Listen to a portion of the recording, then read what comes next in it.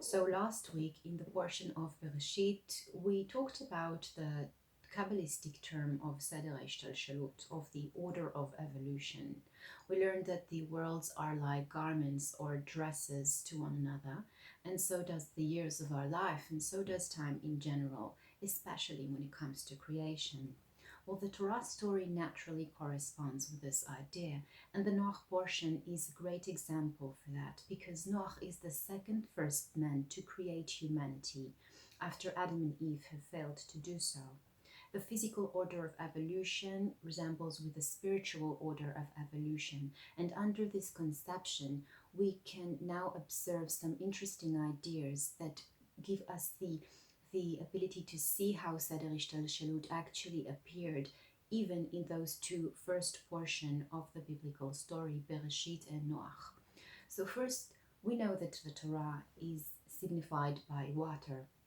It nurtures man in particular, but humanity at large as the ultimate representative of the force of living. We know that we cannot live without water. We also know that every time that humanity tries to find life in outer space, then the scientists will look for a source of water, because wherever there is water, there is life. So the Torah was giving to the Torah, which is signified by water, was given to the children of Israel in the portion of Shemot, in the second book of the biblical story.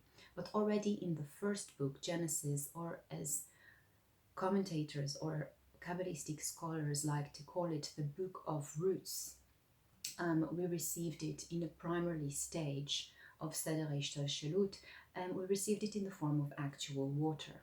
While taking under consideration Seder Shalut is the way of the spiritual world to be revealed in stages of evolution, making creation what it is, but in stages, we can maybe say that the Torah came to this earth, but in the book of the roots, in Sefer Bereshit, but in a different garments.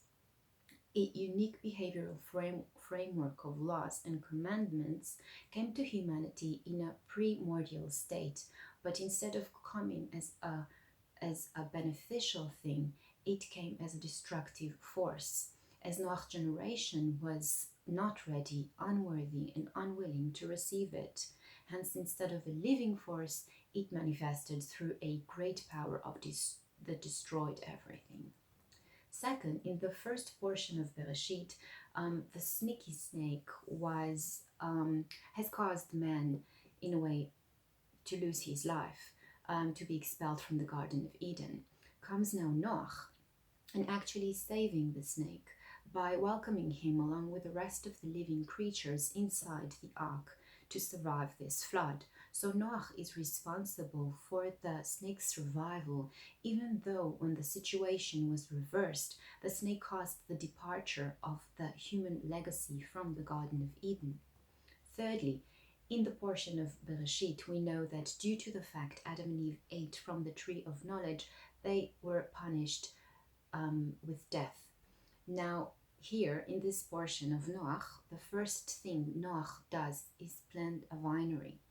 The Zohar refers to wine that is produced of grapes as the representative of a higher wisdom.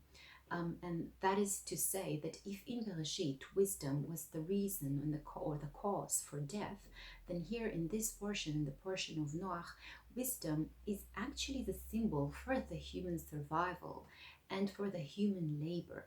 For Noach actually made the commandment of work the ground, of work the land.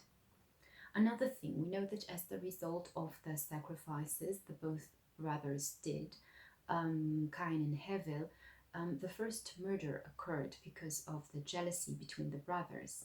While in this portion, Noah's sacrifice is the reason God makes a covenant with humanity again to never destroy it again by flood. So instead of murder, we witness here the continuation and the survival of the human race as a result of a sacrifice. Now let's touch the figure of Noach. So we know, for it is written at the beginning of this portion, that Noach was a righteous man.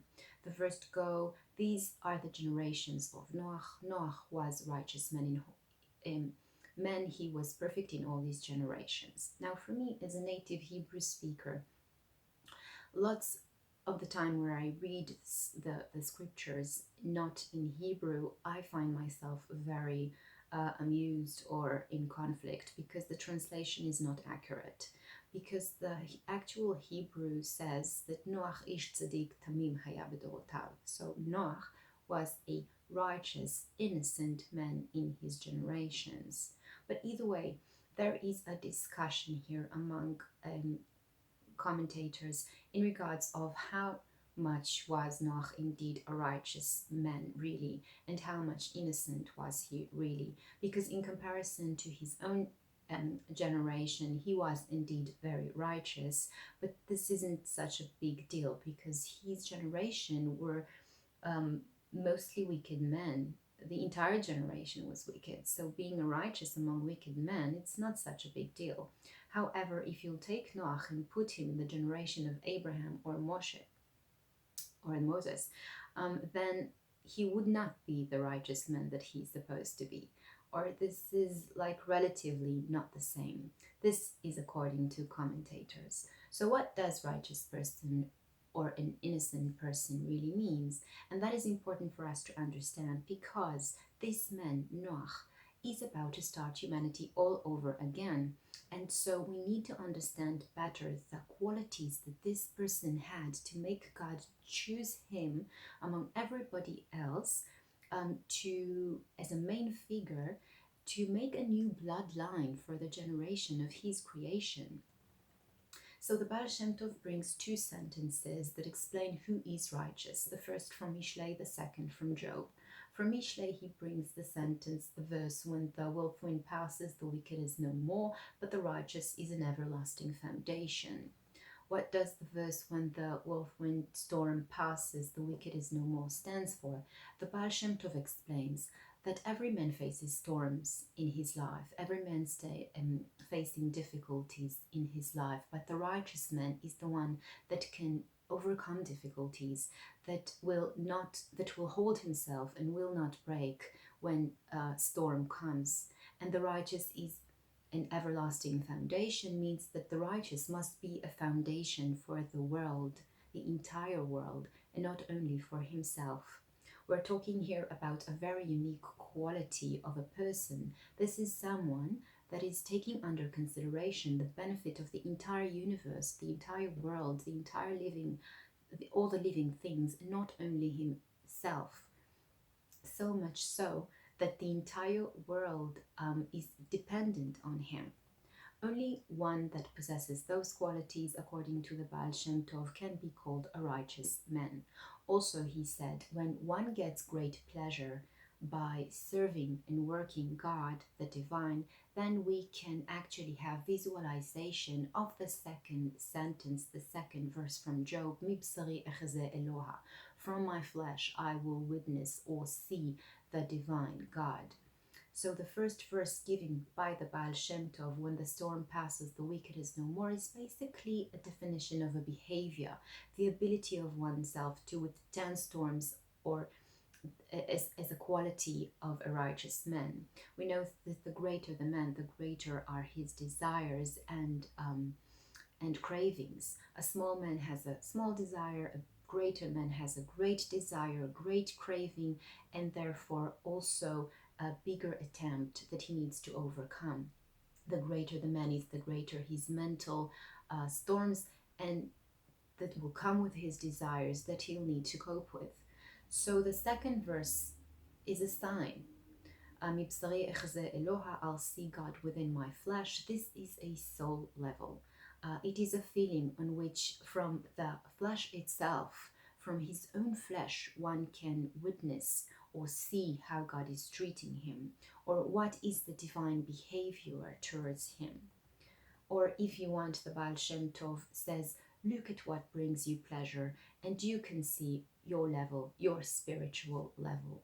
The sign for a righteous man, according to the Baal Shem Tov, in regards to this verse in Job, Is the righteous man is a man with an inner peace inside him when the soul and body have made peace between themselves. We know that sometimes the body wins, sometimes the soul wins, because both of them are in a constant struggle or conflict. But when it comes to the true humanly divine display of the righteous person, a man is in a state in which the soul and the body are collaborating together and have peace between themselves. That this happens, according to the Baal Shem Tov, when one is enjoying the work of God. Such a thing would mark the ability of one to hold God as a supreme source of pleasure from even only living life in accordance to his law and his way of supposed living. So as human beings, we must always strive to, in a way, fix our pleasure, not only our thoughts, not only our emotions, not only our speech or desires, but also our pleasure. We need to understand what is the correct pleasures, what are the good pleasures, from self-oriented pleasures to a pleasure to making other people good things, to expand love and kindness in the world. So in order to get to the level of righteousness, one needs to be able to stand strong and not fall when storms occur in his life, whether they'll be physical, mental, emotional, environmental. Also, he needs to live under the conception that he is the foundation of the world and that the world stands on him, so much so that he can actually see the behavior of God towards him in his flesh, in his day-to-day living, acknowledge and observe the divine participation in his actual life. This task is not an easy one, obviously, but it is definitely something that one can aspire to stand strong, and not only for your own selfish need, but for the entire human benefits. So the serving of God according to the Baal Shem Tov is all that has pleasure and joy in it of the divine, but with also awe and fear from the divine. Joy without awe, the fear of the heavens, is a dangerous state of mind according to the Baal Shem Tov, while joy together with awe and fear is an optimal state of mind for a believer that serves God. We need love and awe together, pleasure and joy with a combination of awe and fear. In a place of love, there is not always be fear, or respect to the divine, but however, in a place of awe, there is always also the love in it, the respect in it. So we can maybe understand this collaboration better from the visualization of the tree of life. We're talking here about the healthy collaboration between all three lines of the attribute on the tree of life. We have the right side, which is the love. We have the left side, or the right line, which is the love, the left line, which is the awe, and the middle line, which is the believe in faith, we can say. When love spreads, we talk about the right line now. So when love spreads in the realms of intellectual, it will manifest itself through the attribute of Chokhmah. When love spreads in the realms of feelings, it will manifest itself through the attribute of Chesed, grace, the power of expansion, of giving, of contributing. When love spreads in the Muchashim, in the actual doings, in the behaviorals, it will manifest itself as the attribute of eternity, Netzach, which gives consistency and sustainability. So that was the right line of love that spreads from Chokhmah all the way down to Netzach. Now let's talk about the left line of awe. When it is dressed in state of intellect, then it is Binah, the wisdom. A person then can get or reach to some sort of understandings or realization that he didn't have before. When it dressed in feelings, it's Gvura, then man would be able to overcome obstacles. When it will be dressed in the practical matters, in the doings, in behaviors, it will manifest itself in the Hod attribute. The Hod attribute is a state of surrender and submission. The middle line, however, is the line of faith and belief. When it rests in the realms of the intellect, it is the correction of knowledge, and it's the attribute of Da'at, where finally one would have the distinction between good and evil. When dressed in the realms of feeling, it is truth and mercy, which are the representatives of the attributes of Tiferet. And when dressed in the actual doings or behaviors, this will be a Sod, Tzaddik Yesod Olam, the foundation, the righteous man as the foundation for this world that we just talk about. While the purpose in all this is the Malchut attribute, the kingship, the one that makes God the king of everything, the king of reality, that making a dwelling place in the reality for the Creator, making him king over everything. So we can see that there must be a combination between love and awe, between love and fear. Both must manifest themselves at once, using the middle line, the average.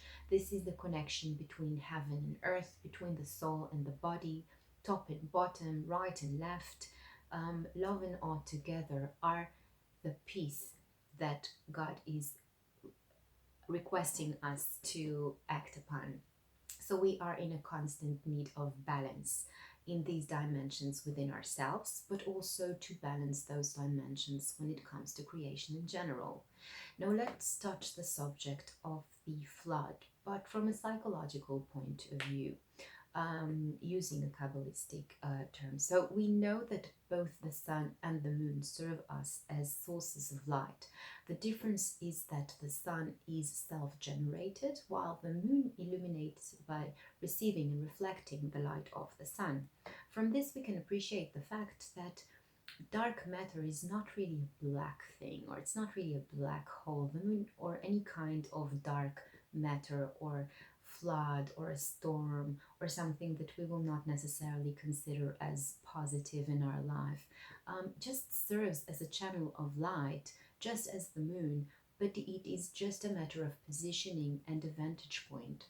So in a way, placed in the proper context, the material involvements of life or hassles or inconvenient situation may occur, can serve as facilitators of divine power, just as they are truthful places which in and of themselves are not in the direct line maybe of our perspective of spiritual and holy as we know it or as we think of it, but are absolutely spiritual and holy.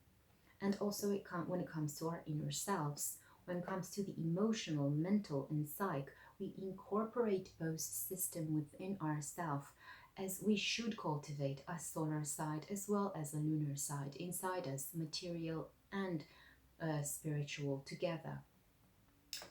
Awe and love both reflects and protects a combined joint self that is a whole. So we all face from time to time real floods in our lives. May that be in relates to experiences of being flooded with cares of material life, being swamped with the sorts of matter demanding our attention when we don't really have any time to deal with. The Torah is eternal, and its historical events are at the same time also ever-present realities in our lives.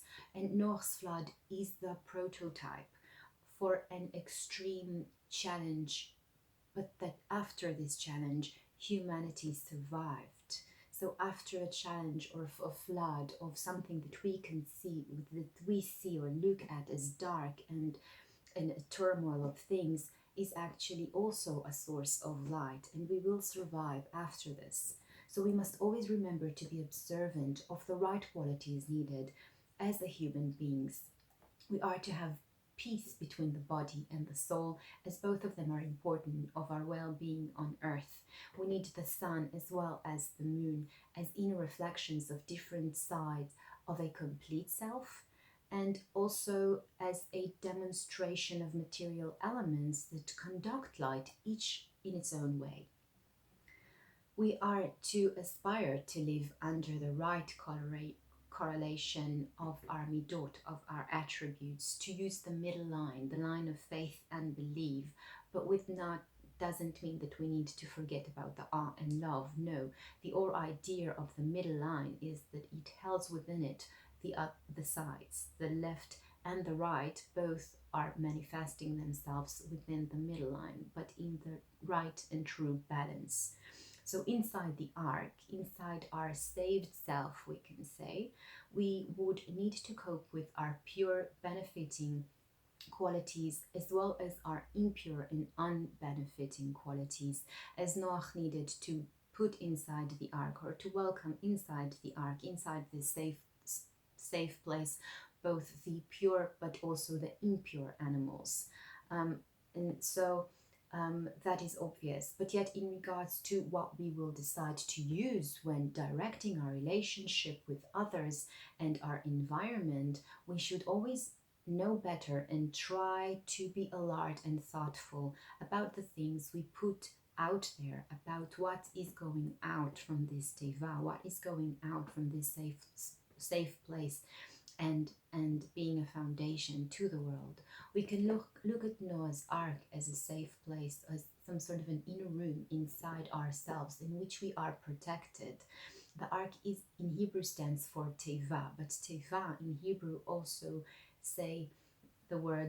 translate as the word for a word. This is its meaning, a word. So Tzor Ta'aseh Teva, the opening, Tzohar, it's not a regular opening. It's an opening that is radiant. It's an opening that from this opening you can see visions. It's like Tzohar. It's something that it's like noon, Tzaharim, where there is the most much amount of light. So the opening Noach needed to do to the Teva, according to the Baal Shem Tov, is the ability of us to pray and to talk, but in a positive way, in a living way. We need our words to nurture us and others. We need our words to be living words, living entities. It's a matter of choice, but the way we speak. So we need to choose the correct way, and to use our world as beneficial and as something that can build us and others. According to the Baal Shem Tov, in every word there is also worlds, souls, and divinity. Remember the Seder Hashtalshelut, the order of evolution. So those are basically the three floors of the ark. The ark is the word, and each word have the floors, the olamot, the worlds, the neshamot, the souls, and the kedusha, or the elohut, the divine. And so try and reach a positioning of righteousness in your life and in everything that you do. Remember to do for others and not only for yourself. Mind the words you speak this week. Remember, each of them has world, souls, and divinity in them. Think before you speak, and always remember to combine the lines that create your spiritual forces. Combine the love and awe into one great, beautiful belief. Have a Shabbat Shalom.